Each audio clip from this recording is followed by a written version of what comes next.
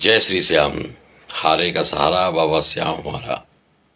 श्याम बाबा की जय। मंत्र सिद्धि, इससे संबंधित बहुत सारे प्रश्न आ रहे हैं। अब बहुत उत्तम समय है। जिन लोगों ने किसी भी मंत्र का जाप किया है, कई दिनों से, अब उसका मनोवांछित फल चाहते हैं या उस जाप से सिद्धि चाहते हैं, तो जो उत्तम समय चल रहा है, इसमें द्वादश हवन करें। द्वादश हवन क्या है? क्योंकि मंत्र जाप का आपको अगर फल लेना है तो द्वादश हवन की आवश्यकता है। द्वादश हवन क्या है? इसमें अगर आपने किसी मंत्र का जाप 100 बार किया है, तो द्वादश हवन में आपको 10 आहुतियां देनी पड़ती हैं।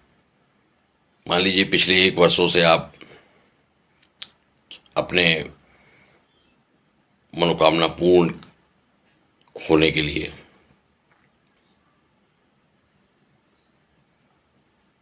किसी गुप्त मंत्र का जाप कर रहे हैं और अब उससे फल या सिद्धि चाहते हैं। आपने 1,25,000 बार पिछले 1 वर्ष में जाप कर लिया उसका, तो द्वादश हवन में क्या करना होगा? हवन में 12,500 आहुतियाँ डालनी पड़ेंगी। मतलब अगर 1,25,000 तो उसका 10वां भाग, तभी इसका नाम द्वादश है, द्वादश हवन। उसके उपरांत जो हवन करने में सहायता करने आए उन ब्राह्मणों को भोजन। अब ब्राह्मणों को तो भोजन करा दिया, लेकिन वो तो ब्राह्मण मोबाइल लेके पेट निकाले, डायबिटीज के रोगी आए थे, फल नहीं मिलेगा। जाइए मंदिर में बैठे हुए, मंदिरों के बाहर या कहीं भी स्टेशन में जो गरीब मिलते हैं, ऐसे 10 गरीबों को उत्तम भोजन, स्वादिष्ट भोजन कराइए स्वयं। ये नहीं कि दान दे दिया किसी को, करा देना स्वादिष्ट भोजन। तीसरी आंख खोलिए, समझदार बनिए, समझदार बनिए। फिर आप तो द्वादश हवन संपूर्ण करने से जो अपने पिछले 1 साल 6 महीने या 1 महीने से जो भी मंत्र जाप कर रहे हैं, उसका मनोवांछित फल प्राप्त होगा या सिद्धि प्राप्त होगी। सिद्धि एक ऐसी अनोखी चीज है जो कि आप खरीद नहीं सकते। आप फेरारी खरीद सकते हैं, आप बहुत कुछ खरीद सकते हैं, लेकिन सिद्धि नहीं खरीद सकते। बहुत सारी चीजें इस प्रकृति में भगवान ने अपने पास रखी हुई हैं, जो मनुष्य द्वारा बनाए हुए धन, ईंधन से संभव नहीं है। और इसी क्रम में सिद्धि प्राप्त करना भी है। और सिद्धि प्राप्त करने के लिए आपको अपने आप को छोटा बनाना पड़ता है। तात्पर्य, धन मत दिखाइए, घमंड मत दिखाइए, वैभव सुख सुविधा छोड़ दीजिए। तब साधना और तपस्या से सिद्धि प्राप्त होती है। अष्ट सिद्धि नवनिधि के दाता हनुमान जी, अष्ट सिद्धि नवनिधि के दाता अजबरदीन जानकी माता में अणिमा सिद्धि, अष्ट सिद्धियों में एक सिद्धि उनके पास अणिमा थी, जिससे वो अपने अपने आप को मानसिक और शारीरिक रूप से छोटा बना लेते थे। एक बार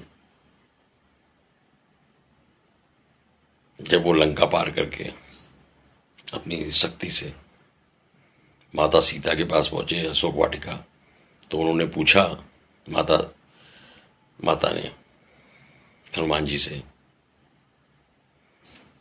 कि किस शक्ति से, मतलब क्या परिचय है तुम्हारा। तो उन्होंने कहा मेरे अंदर कोई योग्यता नहीं है, नाम वाम बताया, उसका कहा कोई योग्यता नहीं है, मैं तो राम के प्रताप से यहाँ तक आ गया हूँ।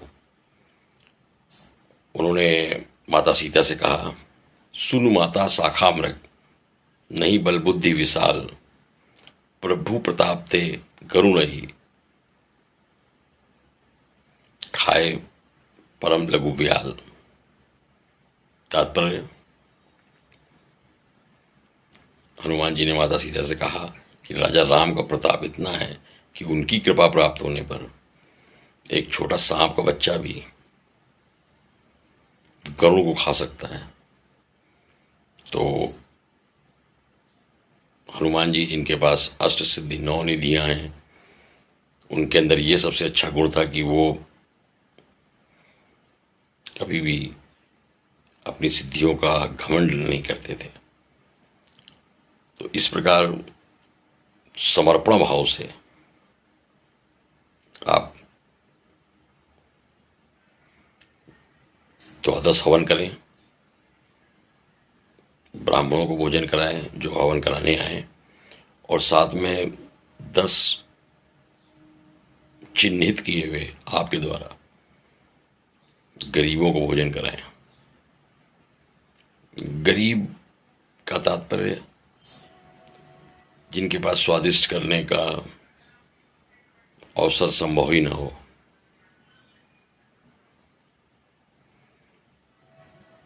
जय श्री श्याम। सावन की हार्दिक शुभकामनाएं। उत्तम समय है द्वादश हवन का।